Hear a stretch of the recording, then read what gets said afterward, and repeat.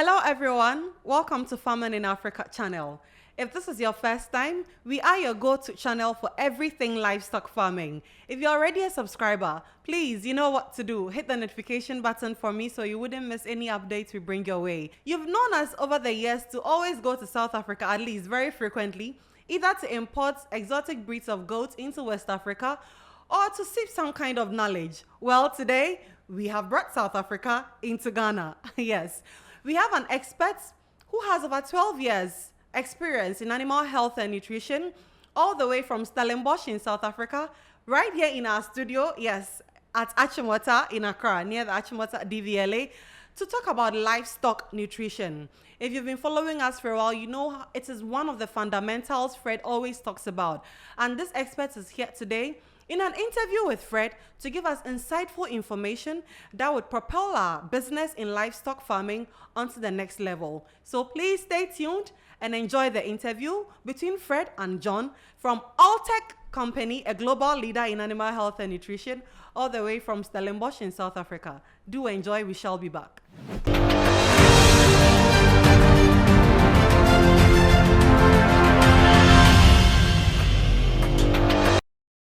Hi, John.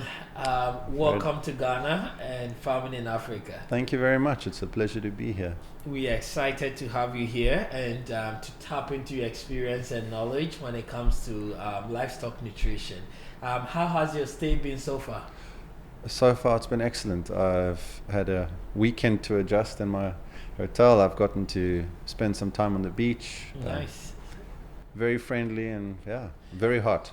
Yes, Ghana is hot at this time. We are about entering the rainy season though, so hopefully it gets cooler. To be expected, yes. Yes. But let's dive right into it. Tell us a little bit about who you are and what you do. I'm John from South Africa. I've worked for Alltech, a global animal health company, focused on natural animal production, as in non-pharmaceutical. Okay. We look at how can we improve animal health and production by looking at gut health, by looking at ways of how do we stimulate the natural systems and maximize their efficiencies. And the company is very much aligned with the way I believe in doing things, a very big focus on sustainability in the real sense, and to do these things that are financially sustainable, environmentally sustainable, socially sustainable. It's a very good match. So I've got experience now working in South Africa for Alltech for a few years before I started handling East Africa. Okay. And as of this year, West Africa, which is new to me, and I'm learning a lot, but there's a lot that translates from South Africa and East Africa into here, and there's a lot that I have still to learn from West Africa that hopefully helps me in the other markets as well. Definitely. And animal nutrition is needed everywhere. It doesn't matter where you are. So am I right to say you've had 12 years of experience in animal nutrition? Yes, so I studied my BSc in animal sciences, and then after that I went and did postgrad in nutrition. Okay. Initially my research was in aquaculture, but since I've moved to Alltech, initially my focus was on ruminants, which to me was far more interesting. And when you're in university, you're kind of exposed to a very small picture of it, and it does take some commercial experience to really get an idea of what you're dealing with. And ruminant nutrition is far more exciting to me because it's a completely different science. And every farm has its own challenges. With monogastrics, it tends to be pretty environmentally controlled, and there's very little human intervention required. With cattle, with goats, with sheep, every farm is in its own little microclimate. It's growing its own roughage. And from a nutritional point of view, the interventions you can make as an individual it's far more meaningful, and I do enjoy that aspect. That's good to know. Let's come back to West Africa, since you're in West Africa now. And one of the things that I have been advocating and preaching here to a lot of the livestock farmers in West Africa is to get their genetics right. And the second most important thing to me is their nutrition, then their health, then their management, then in the infrastructure. So I'm glad today that I'm not the only one talking about one of the most important components to the success of a livestock farmer, but I have an expert who has 12 years of experience in animal nutrition. I have learned the hard way, and not even up to 12 years. So today we're going to learn a lot from you, but I would need you to come to our level. Majority of us, maybe 80 to 90% of us livestock farmers that are probably watching you, what we do is random grazing. So we allow our goats and our sheep to go out and feed for themselves. That part of feeding, is that right? What do you see wrong with it? What is lacking? What are we getting? Is that okay? Because we've been doing it for years and maybe we are doing so well, so not good. But in your experience as a nutritionist, what are we lacking? What are we missing? That's a very good question. It's a pretty big question. Okay. I do believe that fundamentally that it is right. Okay. If you are doing random grazing, the animals have a very good ability to pick out where they have deficiencies. They'll choose different herbs, different shrubs based on their requirements. I mean, a goat will eat anything. Yeah. Pretty much. Anything. But big picture or long term, they will be good at sorting what they need. However, this does limit you to how many animals you can have and how much space they can roam. Yeah. In South Africa, the model is very different. The farms are massive, and the animals can graze far and wide. Yeah, on hectares of land. Thousands of hectares of land. And here it's quite different. Yeah. I do think there will be shortcomings in how far you can feed your animals in this system if you would like to scale up your project. Yeah. Nothing wrong with having a small system where your animals graze and you keep your livestock. That's quite sustainable, but it's not scalable. Yes. If one wants to start intensifying production to ultimately put out more food for the space you have, then we start looking at what are the nutritional deficiencies we have to face. There should be no deficiency for roughage. So when we're feeding a ruminant, we need to make sure that the animal eats enough. Okay. That is your first limiting factor. What is enough? Can you give an example of a cow, maybe a goat, a pig? What is enough? Depending on the animal and stage of production, you're looking 3 to 5% body weight. 3 to 5%. On a dry matter basis. Okay. Which can be quite a lot. So, I mean, for a big dairy cow that's putting out a lot of milk, she needs 20 to 30 kilos dry matter a day. Wow. Which is, if that's grass, that could be a lot of grass. Again, depending how dry the grass is. But once you factor it down to dry matter basis, 30 kilos dry matter is a lot of food. Now, she can't eat that much grass because the limiting factor in your intake is the NDF, we would say, but it's you basically the non-digestible fiber fraction of that. John, I'm going to interrupt you again, but pardon me because there's so much to break down in every word that you say. So you said the dry matter and the fresh grass. What is the difference? You said we should give the dry matter less and then the fresh one more. Yes. Okay. So basically, the dry matter is if you take the grass. Yeah. Grass has anywhere between 15 and 30% dry matter, as in once you evaporate all the water out of it, what's left? Yeah. Because that's the food. That's the hay. The hay, essentially hay. Hay has still got maybe 10%, 12, 15% moisture in it. Okay. So if you're giving 1 kilo of hay, that's maybe 850 grams of actual feed. So if you say 5 kilos of hay, well, only 85% of that is your dry matter of the hay. So that's what I mean by dry matter intake. If you take your maize, dried maize is about 90%, 88-90% dry matter. There's still about 10% moisture in there. But what if they are grazing directly on the fresh plants? Then the dry matter reduces. Well, drastically. So the wetter the grass, the lower the dry matter. And it'll depend. I mean, if you're grazing on a sort of a more dry, arid area, the grass will have less moisture in it. Yeah. So the only way, I mean, again, you can do a very quick test is you can just take a few kilos, but weigh off how much of that forage you want. So take a bucket, maybe put 5 kilos of fodder in there. You can dry that in the sun. It doesn't really matter. Yeah. You will maybe get more losses if you dry it slowly because of fermentation, Yes. which will evaporate or not evaporate. Some of the carbon will come off in the form of methane maybe. But if you, I mean, one of the field tests we do is we often do it in a microwave. And if you've got lab facilities, you'll have an oven running at about 60, 65 degrees Celsius for 24 or 48 hours.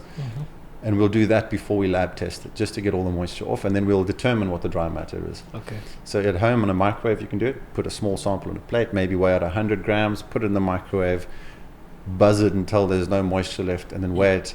And you can get a pretty quick field test just to determine the dry matter content. I see. We need to do that with our haze, the bundles, and see how much dry matter we have in there. And this is now when you want to be precisely in control of these things. Yeah. But in general, there are sort of rule of thumb values of it.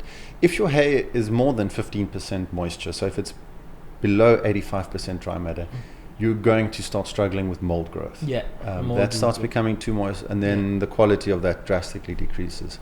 Agreed. And that brings us a whole kettle of problems as well. So then you start looking at mycotoxins. Yeah. Animals might just not eat it. There's feed refusal. Yeah. So there are issues. So you do want to make sure you make your hay drier. And I understand in this climate it will be more of a challenge. With the rain. But I mean, it's already happening here. Yeah. So the systems are in place. It's just things to be sort of aware of when doing these things, is that you do need to get as much moisture out as possible. Okay. All right. So now going back to the nutrition. So you were talking about needing the dry matter. What else again? So so the first thing is we make sure they eat enough. They're eating enough. Ruminants, goats, they've evolved eating grasses and things. Now, grasses' protein will vary between 12% and 25%, depending on stage of growth, on season, on the type of grass. Yeah. What we would like to do when you feed an animal is, of the bouquet of the foods it's eating, you would like more or less 16% crude protein. 16%. For a ruminant, it's a good sort of average to go for. There's a young animal will need higher because for skeletal growth and development you need more protein. Yeah. Maintenance animal will be maybe thereabouts, and maybe if you're finishing off an animal and you want to fatten it up a bit, you can drop the protein and push the energy higher, and that will go more towards fat growth. So energy rather gives you fat growth than protein. Yes. So protein is very important for muscle for skeletal frame and muscle development. So for growing an animal bigger and leaner, but then the energy. I mean, again, a young animal needs energy for growth as well. But you're limited on protein when you're looking at young animal growth. You want to have more protein, and for fattening an animal, if you will. So if you're doing like an intensive feeding system where you're just pushing them for 2 or 3 months to make them as fat as possible for market, then you want to try and get more starches and things into them, within your safe limits, as that will give the animal sort of a meaty, a fatter rounding off. And so, it's an important thing to know, is that if you're going to more intensive production, you would like to actually offer different diets to the animals. A pregnant ewe is going to have different requirements to a growing young animal to a animal that you're just putting through to fatten up for slaughter.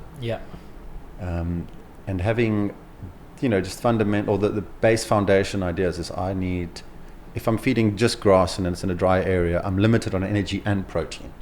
Then you want to come in and give it some grains and a bit of maybe oil cakes or things that, lift the protein on the total diet. You don't want to just feed those things, you need them in balance. But that would be a shortcoming on a dry grass. If you're on lush grasses, those things are often too good, and you want to give some hay there just to sort of put a break on it, because the protein's really high, the energy's high, but because it passes through the animal really quickly, it doesn't ferment as much. You're losing a lot of that value. So you'd like to balance it out with a bit of sort of lower quality roughage there.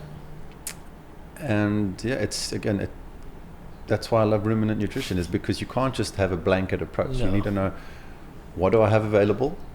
What is my goal with feeding? Am I trying to get animals bred? Am I trying to get lambs growing? Am I trying to fatten up for the market? What do I have? What are my goals? And what do I need to add to this to make it viable? And that's where the nutrition comes in, is you come and you look, I've got good roughage, I need a bit of maize, maybe I need a bit of soya, maybe I need a premix. Cattle can use what we call cattle ruminants can use NPN, non-protein nitrogen. Okay. So urea is a good source of non-protein nitrogen. Okay. Limited how much we can feed, obviously, because it is quite a volatile substance. If you just give them free choice on urea, you're going to run into trouble. It can become quite toxic. Yeah. But in a controlled feeding environment, it's a really cost-effective way of lifting the protein. Again, with a limited amount. Yeah. So from what you're saying, yes, there is nothing wrong with your goats going on random grazing. And in this case, random grazing doesn't mean let your goats go into other people's farm or other people's houses and cause trouble. What we mean is let your goats go into the forest, into your bush, which is confined, and let them feed. But what we are saying, if I understand you correctly, and let me know if I got you wrong, is yes, they might get some forage, but we still need to supplement them with other minerals. Depending on the stage they're in, depending on the farmer's goal. If you want to fatten them quickly for slaughter, or maybe you even have a pregnant doe, that will also determine how you mix your supplement to be able to supplement what you're not getting on the field. So yes, now I've been speaking specifically about your macronutrients, your protein, your calories and things. When we look at the minerals, now that free choice is great when the animal's grazing, because they will graze a little bit here, a little bit there, and they're getting maybe a little bit more, zinc out there and a bit of manganese from the shrubs in a different environment, depending how broad they graze and what is available in the soil. Yeah. Now, we know for a fact something like selenium is not available. available. You again? From the soil. You didn't say from the plant. So what is the difference? So if it's in the soil, the plants will have it. If it's not in the soil, the plants again, plants need certain minerals for their own systems, their own enzyme systems and things for them to develop. Okay. So certain plants will thrive in certain areas where they have the minerals they require. Yes. But they tend to, again, if it's not in the soil, they might still grow and just be deficient in those minerals. So that's why we would supplement trace minerals particularly, because I was saying selenium is something that just in general is not found in large quantities across Africa. Yeah. So we tend to supplement selenium in our feeds. Now, when it comes to mineral supplementation, is a whole topic on its own. I mean, there's about 500 companies trying to tell you the right way of doing it. Yeah. So for me, I like to fall back on what does logic tell me. Now, animals have evolved for millennia. We can get into another discussion on how long animals have evolved for, but they've been around for a long time, getting the minerals from the plants and from these natural sources. And the form the mineral is found in those plants is the most available to the animal. And that's it's called a proteinate form. So these enzymes are bound to different enzymes and different metabolites. That's what the minerals are for, and that's where they're found in the plants. And those are very available to the animal. And there's no interactions with other feed ingredients. That's part of what really what draws me to Alltech, is that they don't mess around with, we don't just take shortcuts and say, well, we need zinc, let's just put the cheapest form of zinc into an animal diet and hope we force enough of it through the gut and into the animal's bloodstream. That you can do it, but it comes at a very high metabolic cost. So Alltech, from the start, all the products are made that way, is what works. We'll try and make it cheaper if we can, but what works. And so Alltech makes the minerals in proteinate forms. Now, as I was saying about selenium, it's a very hard product to chelate.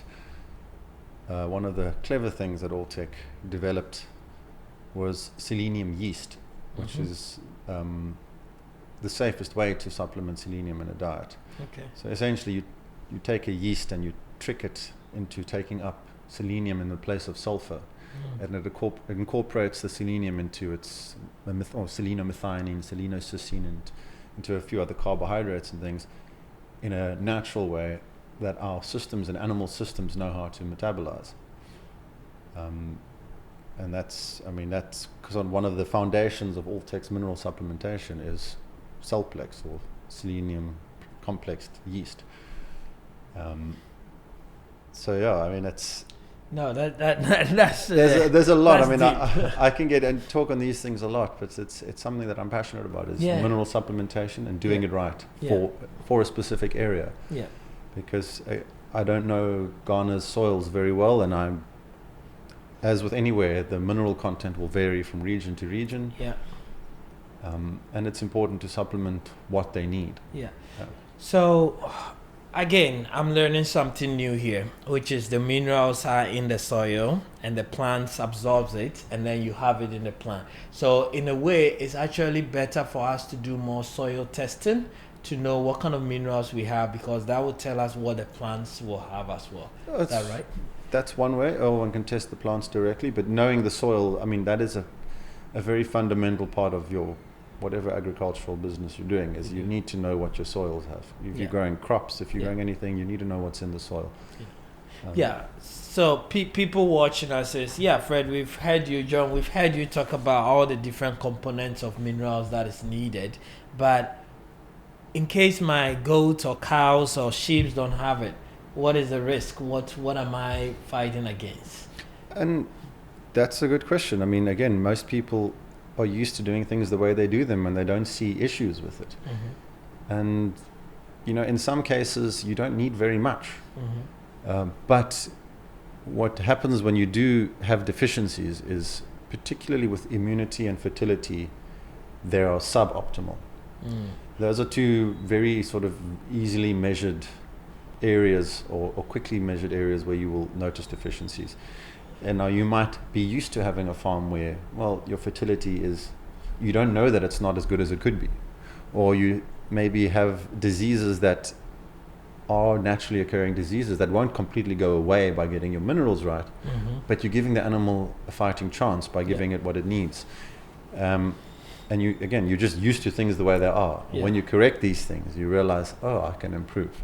And the important thing is to know that, is this improvement, the cost of getting there, is it justified by the cost of these things I'm supplementing? And that's an important thing to always. Yeah. Whatever intervention you do on a farm, it has to make financial sense. Yes. Or else what's the point? Again, if you're going to make more money just leaving your animals grazing, well then why wouldn't everybody do that? Yeah. But as soon as especially if we want to start intensifying, we need to just make sure we're on top of these little things so that we give the animals the best possible chance of performing as well as they can and reaching their genetic potential. All right. See, we rarely get South Africa coming here into Ghana, especially in our studio right here at Achimota. So as we've got an expert with over 12 years experience in animal health and nutrition, of course, we want to milk John as much as possible before he returns to Stellenbosch in South Africa. And that makes the interview quite long and yet very informative. Please, watch out for part 2, because I don't want you to miss any word, any message we give you in this interview. Watch out for part 2 and we will surely come your way with it. See you soon. Thank you so much.